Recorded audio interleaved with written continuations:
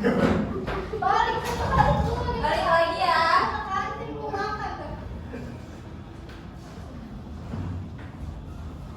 Assalamualaikum warahmatullahi wabarakatuh. Waalaikumsalam warahmatullahi wabarakatuh. Baik, sebelum kita mulai pelajaran pada hari ini, mari kita buka dengan membaca basmalah. Bismillahirrahmanirrahim. Oke, sebelumnya Ibu pengen absen ya. Yang namanya dipanggil, ucap hadir. Aura Aziza. Waalaikumsalam. Duduk. Udah segar? Ya, Bu. Ya. Cindy Nuril, Nur Fadila, Nur Hikmatul, Nanda Aulia. Sakit apa dia? Oh iya. Riyadi Alaudin, Amdil Fadli, Muhammad Rizky. Baik. Sebelum masuk ke materi pada hari ini, Ibu ingin tanya. Dan siapa yang ingat nih tentang materi yang lalu? Apa itu hadis? Iya, Nur Hikmah.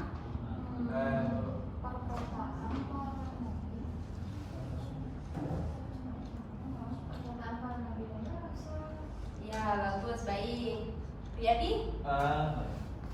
Ini Bu, hadis itu dari perbuatan, perkataan, ya perkataan Nabi dan Rasul. Oh iya. Ini yang saya tahu. Ada lagi yang tahu?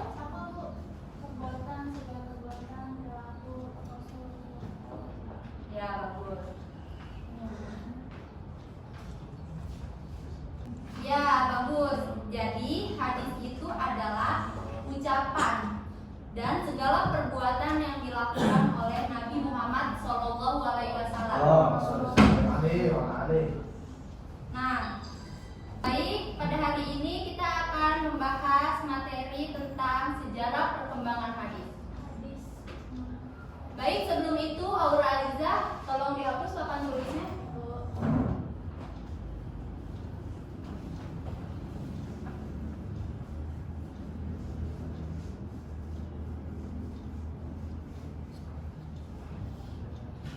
Terima kasih Aura Aliza.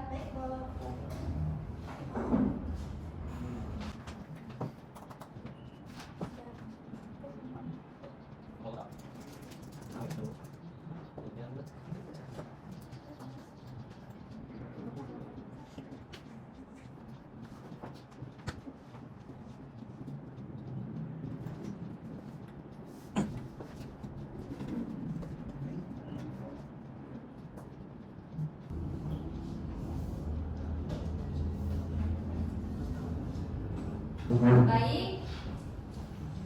Siapa yang tahu apa perbedaan dari tiga masa ini? Tahu gak?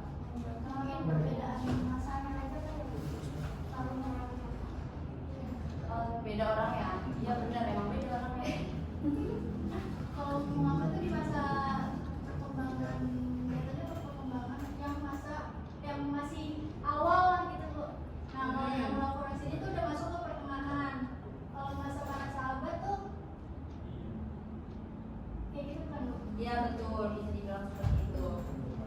Jadi masa pertama itu adalah perkembangan hadis pada zaman Nabi Muhammad SAW.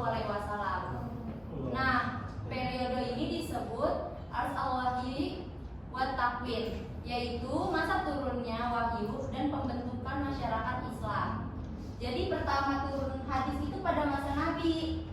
Nah, makanya hadis dikatakan adalah segala perbuatan perkataan Nabi Muhammad SAW. Nah, di masa Nabi ini ada dua nih cara penerimaan hadis, secara langsung dan secara tidak langsung. Yang secara langsung contohnya seperti apa? Seperti ceramah, pengajian, khutbah.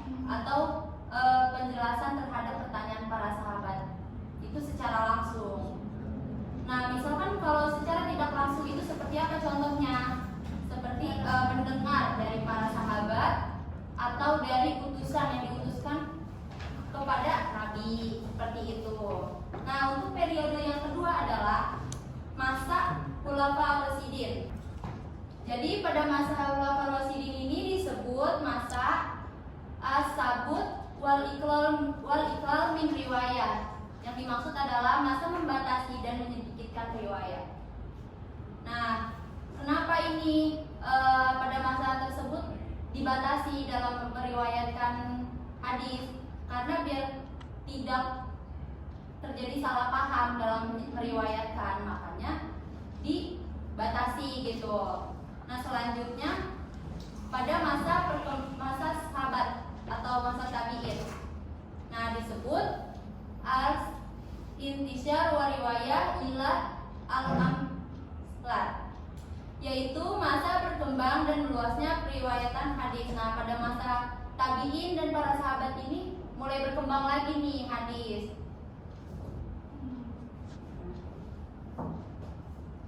Nah, selanjutnya ibu pengen semua muridnya dibagi menjadi 3 kelompok. Kelompok berarti 3. kita berarti ada yang 2 ya Bu? Iya betul, ada yang 2, ada yang 3 ya. Udah saya berdua Bu sama adik Bu. Oke, boleh. Oke, Bu. Berarti ini bertiga ya. Ini bertiga. Nah, Susah nggak Bu? Susah nggak Bu? enggak susah. Kamu pelajari tentang masa perkembangan hadis di masa Nabi Muhammad. Kalau kamu kelompok B itu tentang hadis pada masa Khulafaur Rasyidin. Nah, kamu para sahabat dan para tabiin ya, kelompok C. Sahabat tadi itu oke. Iya. Nah, Waktunya berapa menit? 5 menit aja. Itu kurang Bu. Kecepatan. Iya. Ya udah 3 menit. Ibu, sampai cepat Bu. Sekali aja. 10 menit kali ya Bu. Oh iya, 10 menit. Tugasnya kalian pahami ya, nanti ibu tanya dari perwakilan kelompok. Oke? Oke Bu. Oke. Mulai dari sekarang ya. Baik Bu. Baik, udah 10 menit ya. Kelompok siapa duluan nih yang mau jawab pertanyaan duluan? Saya dulu nih Bu, kelompok saya. Oke. Yang tentang periode Nabi Muhammad. Apa yang kamu ketahui tentang periode Nabi Muhammad? periode Nabi Muhammad ini disebut asar al-wahyi wa at-takwin, atau yang disebut masa turunnya wahyu dan pembentukan masyarakat Islam. Pada periode ini hadis lahir berupa sabda atau aqwal, perbuatan dan takrir Nabi yang berfungsi menerangkan Al-Quran untuk menegakkan syariat Islam dan membentuk masyarakat Islam. Betul. Selanjutnya berikan contoh dari hadis pada masa Rasulullah. Saya Bu. Ya silakan Sindi. Hadisnya itu hadis larangan makan sambil berdiri. Hadisnya berbunyi Fatatul Qur'an, yang artinya janganlah makan sambil berdiri. Hadis riwayat Muslim. Selanjutnya ada lagi. Di. Kelompok Saya Bu. lain. Saya Bu. Ayo Bu. Ya udah, Dari mana, Bu? kelompok 2 dulu pada masa Al-Khulafaur Rasyidin. Ya, apa yang kalian ketahui tentang masa tersebut? Periode kedua ini kan berarti pada masa Khulafaur Rasyidin. Jadi disebut periode ini tuh atas jabut wa al-iqlal min al-riwayah, atau masa membatasi dan menyedikitkan riwayat. Nah, jadi Nabi SAW wafat pada tahun 11 Hijriah kan. Nah, kepada umatnya beliau ini meninggalkan 2 pegangan sebagai dasar bagi pedoman hidup, yaitu ada Al-Quran dan hadis. Nah, terus pada masa